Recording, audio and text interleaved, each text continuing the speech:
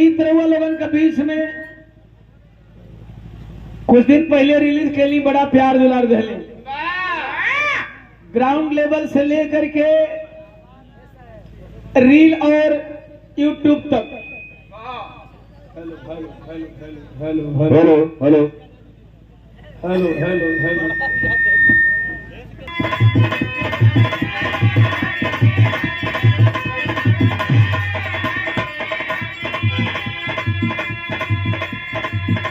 शिल्पी राज हमसे कहतारी कलकत्ता कांड गौली स्टूडियो में रिकॉर्डिंग वर्जन ही गीत वायरल हो गई। कलकत्ता कांड के बाद मैंने रिलीज किया, उससे पहले स्टूडियो वर्जन रिलीज हुआ था।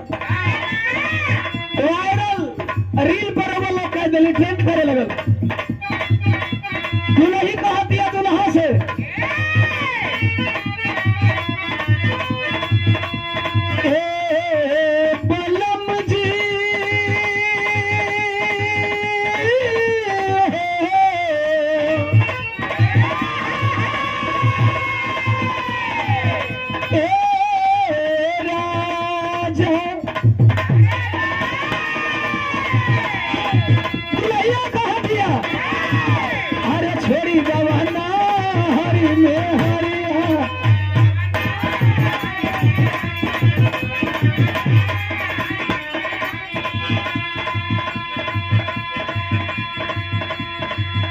लोगन के अब तक समझ में आयल कि गवैया ऐसा ही नहीं कहने के मैको बनाओ भाई, अंतर आई लू।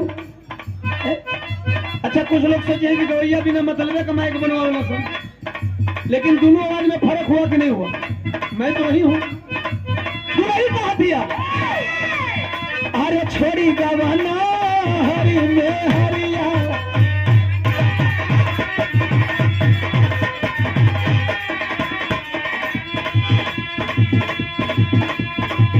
अरे छोड़ी गवाना हरी में हरिया, हरी में हरिया पिया भाई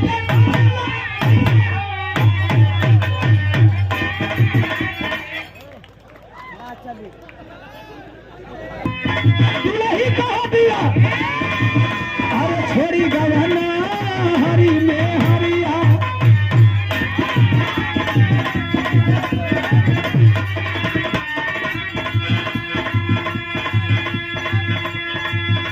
कहा दिया याद ही अरे छोड़ी गवाना हरी में हरिया, छोड़ी गवाना हरी में हरिया पिया भाई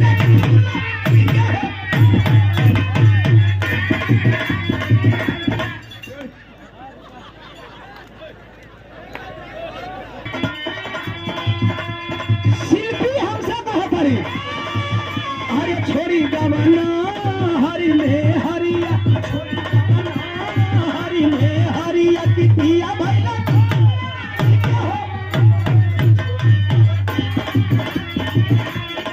अब वही कुछ संभाल ले।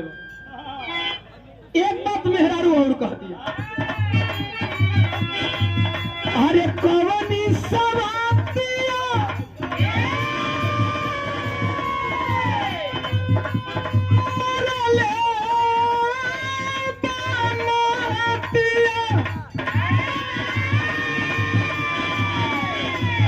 अरे कवनी सवतिया मरले बनतिया अपनी गुजरिया के गईला तो होली। अरे सुनी सुनी आ गेले से गरिया, सुनी सुनी आ गेले से गरिया की पिया भइले तू सुनी सुनी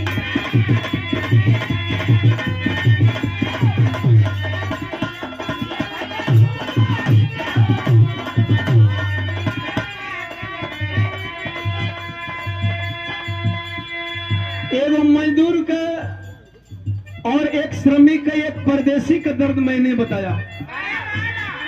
रानी शौक में हम बहरा थोड़ी बानी,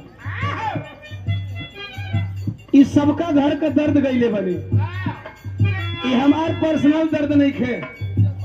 शायद यही वजह गीत के वो लोग प्यार दुलार देते नहीं ज्यादा, चूंकि सबका घर का दर्द बा, हर परदेसी का दर्द बा।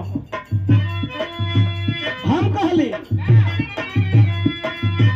अरे दूरिया बहना मजबूरिया दूरिया बहना